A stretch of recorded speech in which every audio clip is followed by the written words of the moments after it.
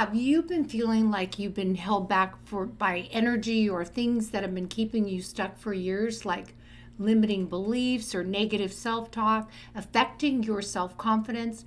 Well, I have something that's going to change your life. It's called the Burning Bowl. Hi, I'm Lori Yancode, and I'm the co-owner of Recharge the Soul Retreats. I am passionate about changing women's lives, helping them heal, and I do it through a wide variety of modalities. And this is one of my favorite ceremonies, exercises that I use to really move people quickly through healing, the Burning Bowl ceremony. Talk therapy is great, but energy work is more powerful. And there's nothing more powerful than writing down on what it is that you would like to release and clear out of your life. Once you have something in your mind that you know that has been either an obstacle or a bad habit or a limiting belief or self-doubt, all these things that have held you back from living your highest life, from living your highest timeline. What I'm going to have you do is you're going to take a piece of paper and write down on the piece of paper what it is that you're ready to release.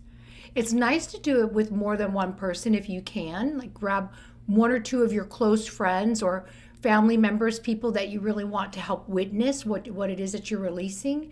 And then you're going to write down what it is. So in our retreats, we have women who come there with wanting to release trauma. I have somebody, her name is Susan, and she came to a Bali retreat, and she had been traumatized by her father and had decided that she was ready to reclaim her life, that she was ready to get her life back and really find joy again. She wrote down what it was that she was releasing. She wrote down that she was going to release family trauma, that she was going to be releasing the abuse that she had taken as a child. And all of us in the circle witnessed her writing this down. When we gathered in circle, there's so much more power in circle than there is one-on-one. So if this is something that you want to do at home, I'm so happy to share it with you. You're going to just need a safe area to burn. So you're going to you can have either a fireplace, you can have a campfire, we literally do it on beaches, and we use a pot. And you could just something that is fire safe. And then I love to use wish paper. I get mine on Amazon. There's a lot of different places you can get it. It's called wish paper. And then you're just going to sit down and ask your angels for help. They're included in this. They're part of the ingredients are asking your angels to help you. So you're going to say, "Dear angels, I'm ready to release what is no longer serving me and call in my highest good. And I'm asking you for help. Thank you, thank you, thank you," knowing that they're going to help you. So you're giving thanks because they will help you. They're just up there playing Monopoly waiting for you to ask for help. And so ask them for help. Take a pen, write down on the wish paper what it is that you would like to release. And then at the end, when you get to the bottom, if I want to release this, I'm going to release negative self-talk. I'm going to release the trauma with my mom. I'm going to release an abusive ex-husband, anything that you want to release. And I'm going to be grateful for the lessons. And at the very end, you write, "and anything else that is keeping me from my highest good. Thank you, thank you, thank you," and so it is. 3 is a magical number. It's a holy number. So always say it 3 times and then always seal it with, "and so it is," because it's your declaration. You're evoking all the help and you're sealing it with and so it is. There's a power and energy that's almost magical. I love, as an intuitive, talking to angels. I love my connection with my higher power. And when you call them in to ask them to help you, they're just up there waiting for you to ask for help. She asked for help. And then what happened is we put everybody's paper in the burning bowl. And we lit it on fire. And we watched all the ashes go up to the sky and be released. What happens when you do that? What happens when you release something that's no longer serving you, whether it's a bad habit or circumstances or limiting beliefs or negative self-talk, all the things that have happened to you over the years, and you write it down and you say it out loud and you release it, it creates space for you to call in your highest good. It creates space for you to be able to really decide and choose what you want for your life. Limiting beliefs that dim your light. That's a beautiful thing to release. Self-doubt, because your soul knows the way. Burn it, release it. Habits that drain your energy.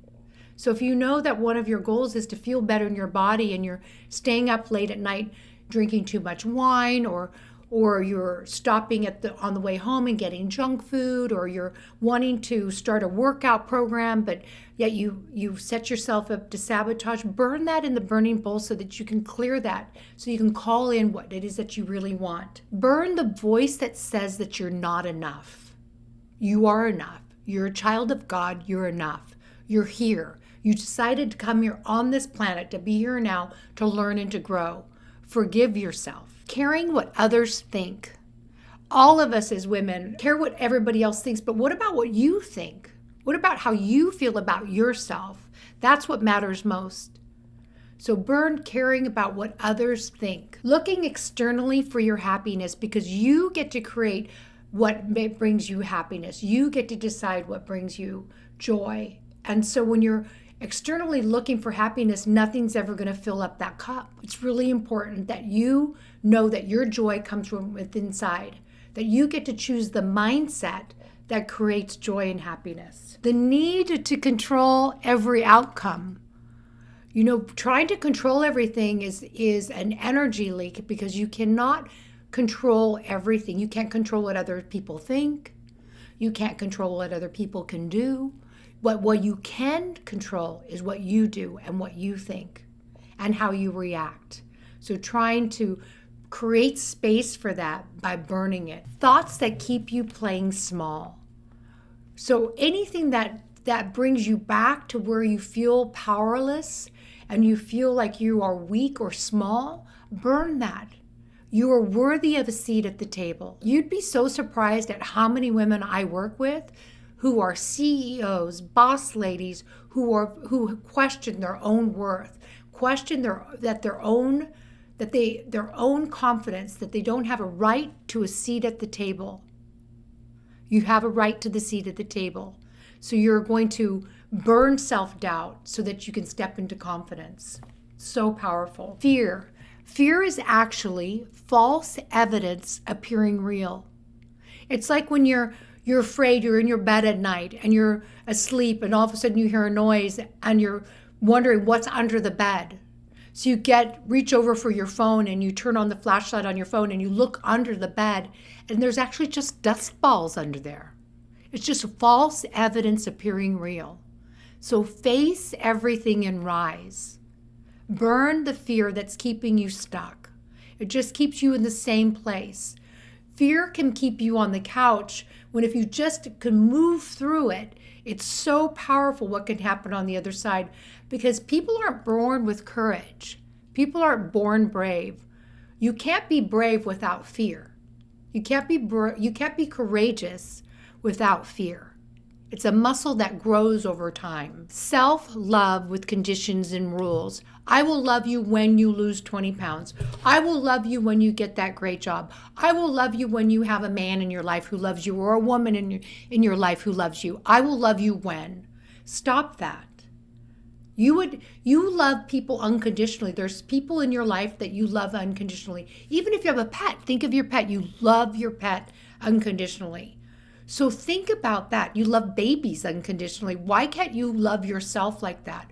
You would treat your own best friend. A lot of us treat our best friends better than we treat ourselves. So really work on giving yourself the same grace that you would give to your best friend. I love thinking about any old stories that I tell myself that keep me stuck. One of the old stories that I used to have was that money doesn't grow on trees, and that I can't be successful because my family wasn't successful. That was something I would tell myself.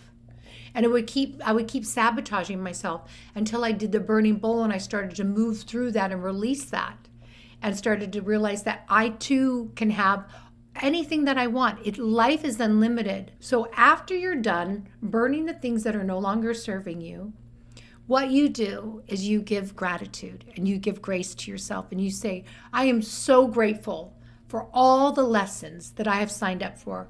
I'm grateful for the bad boyfriend. I'm grateful for the job that I was overqualified for that I took. I'm grateful for the friend that didn't treat me right. I'm grateful for all those things because they were all master teachers to teach me who I really am.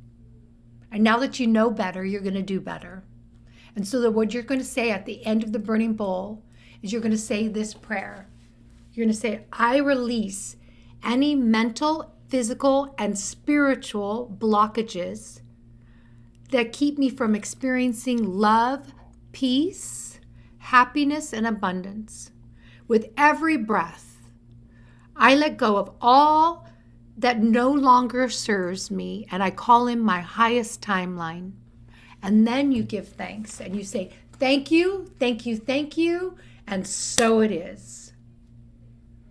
And just remember all the lessons you've been through and be grateful for them. Do this ceremony and see what magic can happen in your life. It starts to shift things. When you start to shift by releasing things that are no longer serving you, you're calling in so much magic, so much beauty to be able to live this life unlimited.